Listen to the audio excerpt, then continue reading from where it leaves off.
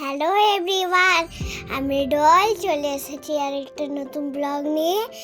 এই যে আজকাল হ্যালো এভরিওয়ান, আমি সোনাই। এখানে প্রথমেই শেয়ার করলো আমার সোনা বেটুন ওর ভয়েস ওভার। এটা ছিল 20th অক্টোবর এবছরে কালী পুজো, এবং সেদিনই পড়েছিল সোনা বেটুনের হ্যাপি বার্থডে। তো সকালে বার্থডে ব্লগগুলো তো আপনারা দেখেইছেন। তো আমরা সন্ধ্যাবেলায় রেডি হয়ে, যে মা আমাকে আলতা পরিয়ে দিচ্ছিল, রেডি হয়ে বেরোবো একটু ঠাকুর দেখতে এবং পুজো দিতে। মা নিজেই আলতা পরছিল, তারপরে বললো আমাদেরকে আলতা পরিয়ে দেবে। আমার আলতা পরা শেষ হলো, তারপরে বেটুন বসলো এখানে আলতা পরতে সুন্দরভাবে। মা ওকেও আলতা পরিয়ে দিল। বেটুন আলতা পরতে ভীষণ ভালোবাসে, যখনই আমরা পড়তে বসি ও চলে আসে আমাদের সঙ্গে। এই যে আমাদের তিনজনের আলতা পরা রেডি হয়ে গেছে, আমাদের তিনজনের আলতা পা সুন্দরভাবে একটা ভিডিও করে নিলাম। কি সুন্দর আমাদের পাগুলো লাগছে।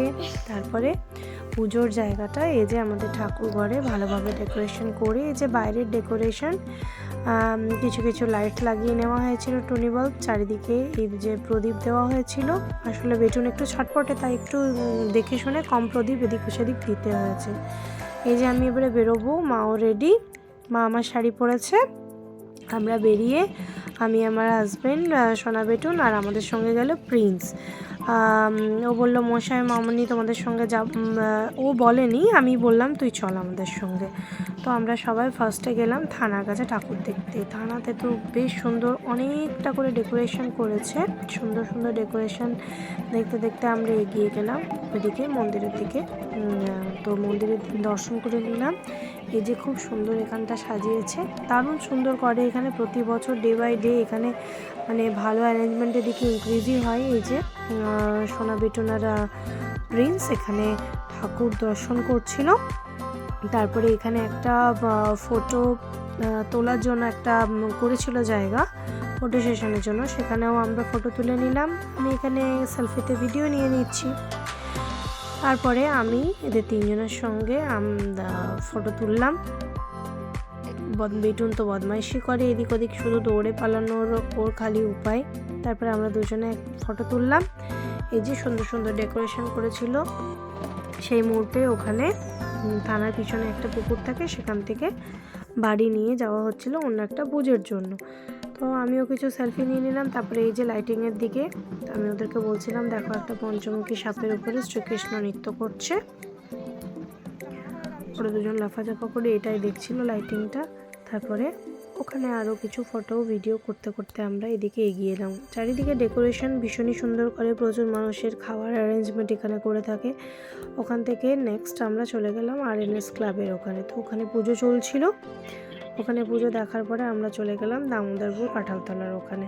তো সেখানেও ভীষণ ভিড় হয়, সুন্দর প্যান্ডেল করেছে। এই যে ঠাকুর দেখা হলো, ওখানেও আমরা কিছু ফটো ভিডিও নিয়ে নিলাম। ওখান থেকে ঠাকুর দেখার পরে আমরা এবারে এলাম, কিছু আমরা ফটো তুলে নিলাম। তারপরে এলাম আমরা 11 নম্বর কালী মন্দিরের দিকে। তো এখানে এই যে সব সুন্দরভাবে প্রদীপ জ্বালানো হয়েছে। বেটুন ওখানে সিংহর সঙ্গে খেলছিল।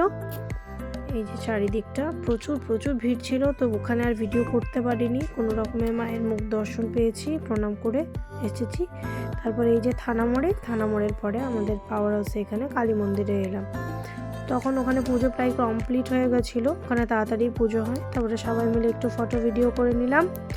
আগে যখন ছোট ছিলাম, ছোটোর থেকে অনেকটা বড় অবধি এখানে খিচুড়ির আয়োজন করা হতো। পুজোর উপোস করার পরে এখানে আমরা খিচুড়ি খেয়ে নিয়ে বাড়ি যেতাম। তো এখন প্রায় করোনা যখন থেকে এসেছে এখানে বন্ধ হয়ে গেছে। তো ওখানে সবাই মিলে আমরা এরা সবাই ফটো তুলে নিলাম। ইতু মায়ের সঙ্গে ফটো তুললো, মায়ের সঙ্গে ফটো আমিও তুললাম। এই যে সোনা বেটুন এখানে যজ্ঞের ট্রিপ নিয়েছে।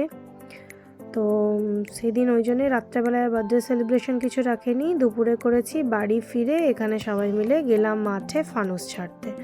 তো এই যে ফানুসটাকে জ্বালিয়ে নিয়ে তো কিছু ফটো ভিডিও করে নিলাম। এখানে আমার ভাই আর আমার হাজব্যান্ড দুজন মিলে এখানে ফানুসটাকে জ্বালাবার জন্য রেডি করছিল। আর প্রিন্স আর সোনা বেটুন তো ভীষণ এক্সাইটেড, ওরা লাফালাফি করছে কিভাবে ফটো তুলবে, কিভাবে ধরবে, আমি ধরবো। ওরা মাঠে গিয়ে অনবরত লাফালাফি করেছে। তো তখন একটু হাওয়াটা সেদিনকে কম ছিল, তাই ফানুসটা উঠতে চাইছিল না উঁচুর দিকে, বাট আমরা ট্রাই করেই যাচ্ছিলাম। তার আগে প্রচুর ফটো তুলে নিলাম।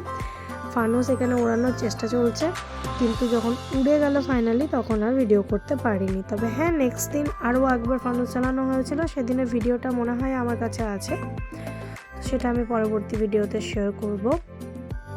তারপরে ফানুস ওড়ানোর পরে বাড়ি ফিরলাম। বাড়ি ফিরে তো এরা দুই ভাই বোনে প্রচুর বাজি ফটকা নিয়ে ফাটাতে লেগেছে। আর বড় ওদেরকে অ্যাসিস্ট করছিল।